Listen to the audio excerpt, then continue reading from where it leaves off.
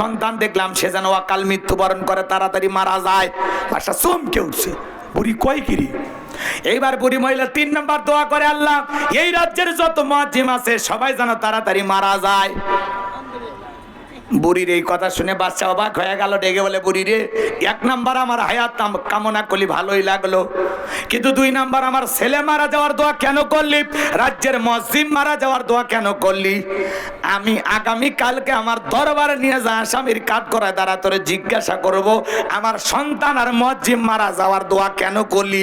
বুড়ি এই 2টা দোয়া কেন করেছিল আপনারা কি শুনবেন?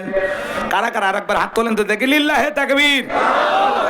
হাত নামান বাজান গো, আমার কথা মনে আপনারা ভুলে গেছেন যে কথা বলতে চাচ্ছিলাম। তাহলে নবী সুলাইমান আলাইহিস সালামকে আল্লাহ রাব্বুল আলামিন পুরো পৃথিবীর রাজত্ব পাওয়ার ক্ষমতা দিয়েছিলেন। 2 নাম্বার ইমানদার বাদশা জুলকারনাইনকে আল্লাহ পাক পুরো পৃথিবীর রাজত্ব পাওয়ার ক্ষমতা দিয়েছিলেন। সূর্য উদয় হইতে সূর্য অস্তগামী পর্যন্ত পুরো পৃথিবীর পাওয়ার রাজত্ব ক্ষমতা আল্লাহ পাক তাদেরকে দিয়েছিলেন। বলেন আল্লাহু আকবার। তাহলে 2 জন ইমানদার আর 2 জন কাফের।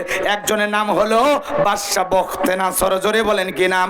জালেম বাদশা বখতেনাসরকে আল্লাহ রাব্বুল আলামিন পাওয়ার রাজত্ব ক্ষমতা দিয়েছিলেন। ওই জামানা একজন পয়গম্বরকে পাঠিয়েছিলেন, সেই নবীর নাম হলো দানিয়েল আলাইহিস সালাম, জোরে বলেন কি নাম? আল্লাহর নবী দানিয়েল আলাইহিস সালাম।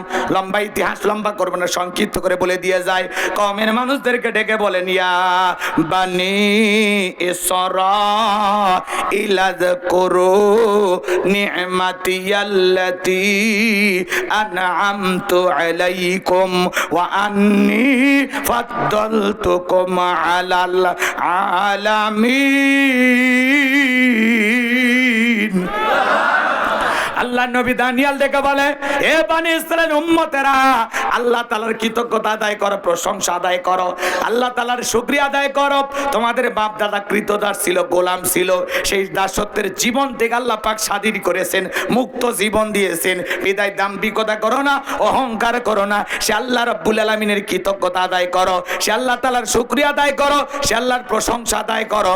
পয়গম্বর উম্মতেরা ডেকে বলে, ও পয়গম্বর, পুরান দিনের গল্প শোনায় লাভ নাই, বাপ দাদা কি করেছিল ওইটা আমরা জানতে চাই না, আমরা ভালো আছি, বেশ আছি, বিদায় এক আল্লাহর ইবাদত করার সুযোগ নাই। আল্লাহ নবী দানিয়েল দেখা বলে, শোনো, দাম্ভিকতা করো না, গাছের পূজা করো না, মাছের পূজা করো না, চন্দ্রের পূজা করো না, এক আল্লাহর ইবাদত করো। আল্লাহ গোলামীর জীবন থেকে একটা সুন্দর জীবন, স্বাধীন জীবন তোমাদেরকে উপহার দিয়েছে, বিদায় আল্লাহ তাআলার শুকরিয়া আদায় করো, আল্লাহর গোলামি করো, আল্লাহর ইবাদত করো। কোনো মতেই তারা পয়গম্বরের কথাকে কর্ণপাত করলো না। লম্বা ইতিহাস সংক্ষিপ্ত করে বলে দিয়ে যায় বাজান, পয়গম্বর দিনে দাওয়াত দেয়, রাতে দাওয়াত দেয়, সকালে দাওয়াত দেয়, সন্ধ্যায় দাওয়াত দেয়, কোনো মতেই তারা দাওয়াত যখন গ্রহণ করলো না। কারণ বনি ইসরাইলের উম্মতেরা ছিল একটু ঠেটা বোঝেন তো, খুব বেশি চালাক, নিজেকে খুব শিয়ানা ভাবে। নবীরা যদি বলতো আযাব গজব আসবে, কয় আযাব নিয়ে আসেন, ডাইরেক্ট কয় আগে আযাব দেখান। কথা কি বুঝতে পারছেন? অনেক ইতিহাস আছে, ওইগুলো বলার সুযোগ নাই। আল্লাহর পয়গম্বরের কোন দাওয়াত যখন তারা গ্রহণ করলো না, নবী দানিয়েল তখন ডেকে বলে, শোনো, কোন কওমের মানুষ, কোন জাতির মানুষ যদি দাম্ভিকতা অহংকার করে, আল্লাহ তাদের উপরে 2 ধরনের আযাব আর গজব পাঠায়। 1 নাম্বার হলো তাদের ভাগ্যে, এদিক খেয়াল করেন, তাদের ভাগ্যে হয় আসমান জমিন থেকে আযাব গজব পাঠায় তাদেরকে আল্লাহ ধ্বংস করে দেয়, আর না হয় তাদের ভাগ্যে জালেম শাসক পাঠায় দেয়। এখনো সময় আছে, তোমরা সংশোধন হয়ে যাও। কোনো মতেই যখন তারা দাওয়াত গ্রহণ করলো না, তখন আল্লাহ তাআলা ওই জামানার ওই উম্মতের উপরেই বাদশা বখতেনাসরকে পাঠায় দিল। বাদশা বখতেনাসর ক্ষমতার চেয়ারে বসার পর হাজার হাজার নিরপরাধ মানুষকে গ্রেফতার করতে করতে নবী দানিয়েল আলাইহিস সালাম সহ তার ৭০,০০০ উম্মতকে জেলখানায় বন্দী করেছেন। এখন নবী মানুষ কোন জায়গায়? কথা কয় না, ভয় পাচ্ছেন? নবী মানুষ কোন জায়গায়? তাহলে নবীরা যদি জেলখানায় যায়, নবীদের চাইতে উত্তম মানুষ এই পৃথিবীতে আর কেউ আছে? নবীদের চাইতে শ্রেষ্ঠ মানুষ আল্লাহর জমিনে আর কেউ হতে পারে? তাহলে নবীরা যদি জেলখানায় যায়, জালেমেরা যদি তাদেরকে জেলখানায় দেয়, আজকে যারা নায়েবে রাসূলের ভূমিকা পালন করবে, কোরআন সুন্নাহর হক দাওয়াত দেবে, সঠিক কথা বলবে, মাঝে মাঝে নবীদের এই সুন্নত, ওই হকের দাওয়াত যারা দেবে, নায়েবে রাসূল যারা হবে, তাদেরকে মাঝে মাঝে এই সুন্নত পালন করা লাগবে।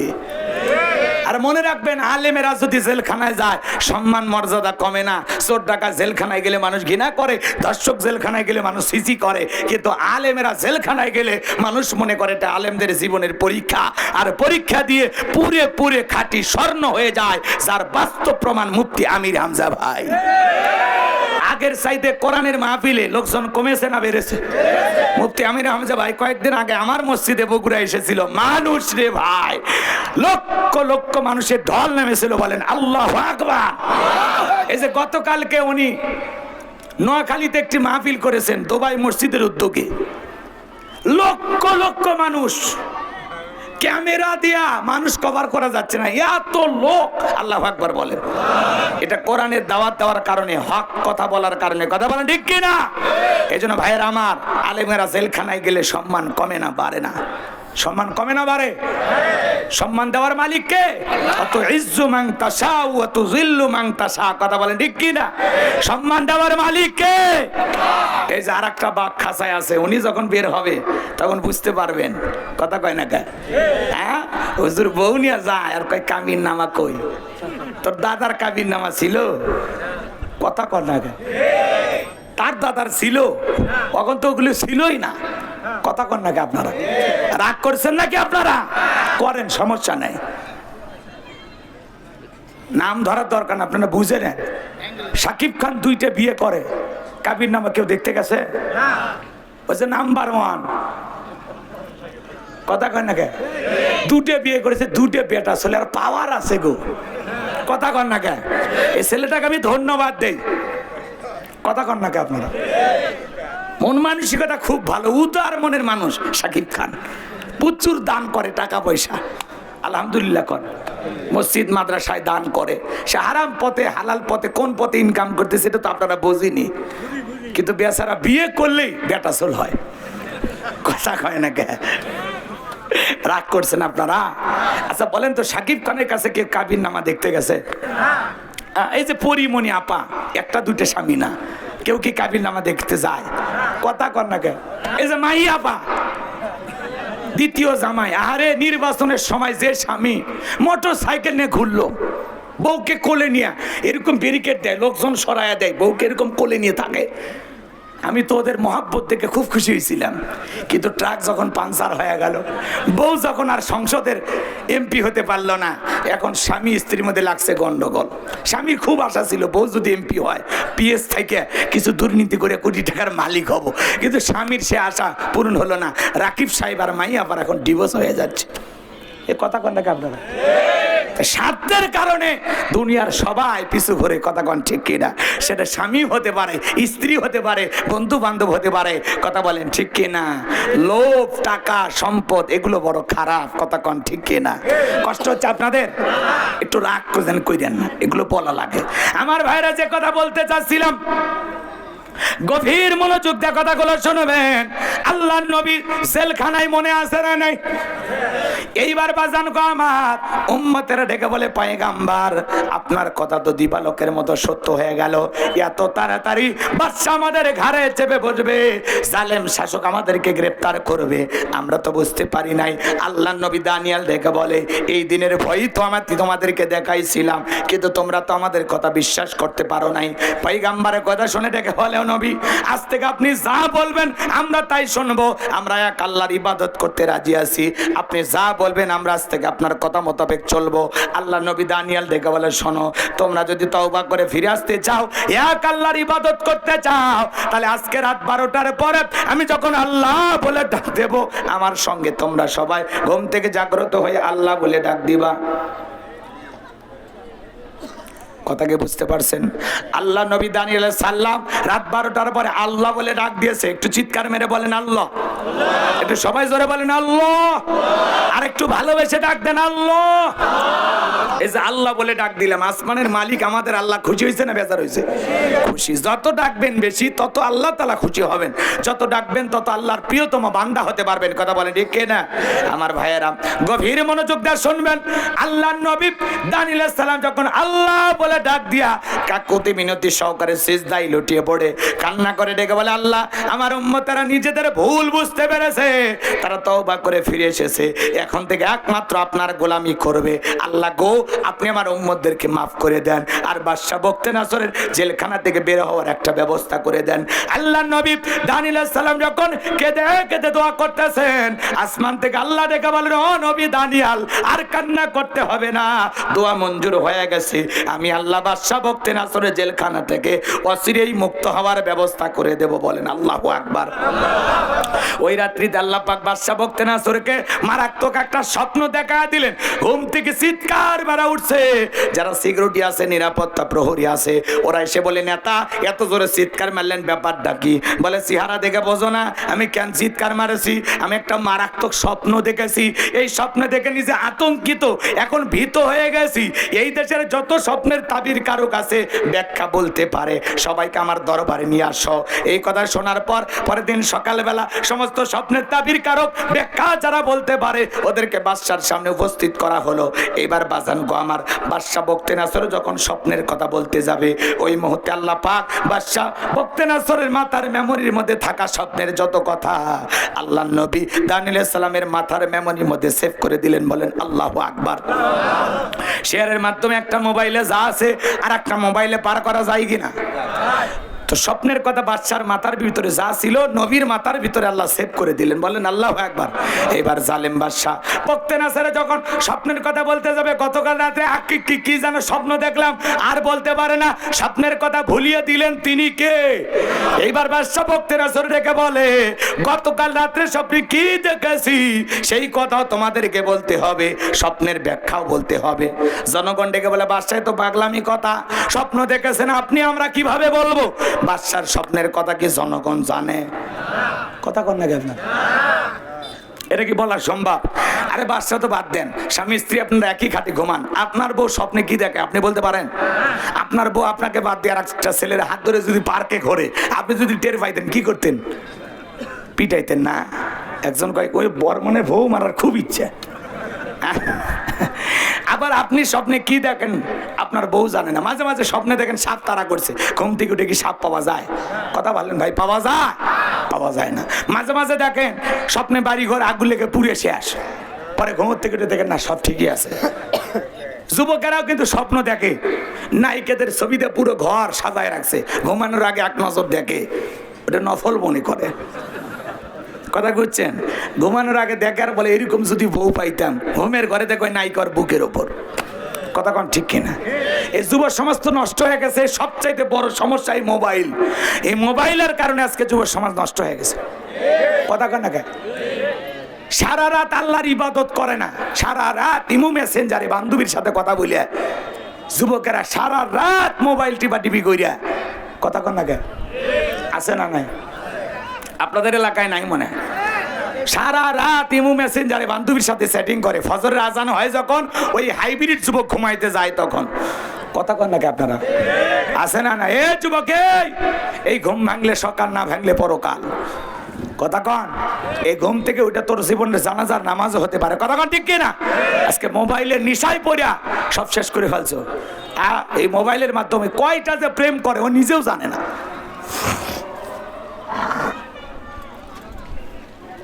বাপ ফোন দিলে মেজাজ গরম করে, মা ফোন দিলে মেজাজ গরম করে, বান্ধবী ফোন দিলে খুশি হয়। এরকম যুবক আছে না নাই? আল্লাহ যুবকদেরকে হেদায়েত দান করেন। জোরে বলেন আমিন। আমার ভাইয়েরা, যে কথা বলতে যাচ্ছিলাম, গভীর মনোযোগ দিয়ে কথাগুলো শুনবেন। কথাগুলো শেষ করব না, একটু অপেক্ষা করেন। আজান হচ্ছে কয়েক মিনিট পরে। না না আর না, আমি একবার করি। কতিপক্ষে আমার বাপ বললে হবে।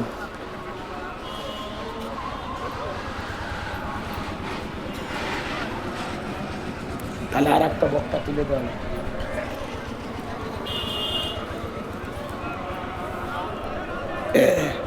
ধৈর্য নিয়ে বসেন ভাই, আজান হয়ে যাক, আজানের জবাব দেন আপনারা। বসেন বসেন।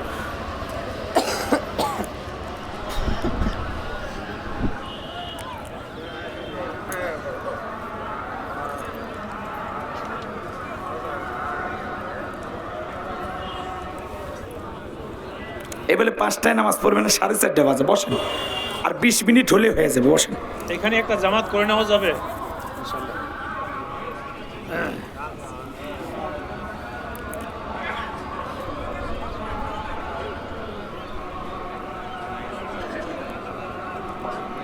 আমরা এখানে জামাত করবো, আমরা এখানে থাকেন, একটু সময় দেন, ওদের বয়স শেষ করে দিবে, আপনারা থাকেন একটু, এখানে জামাত করবো আমরা।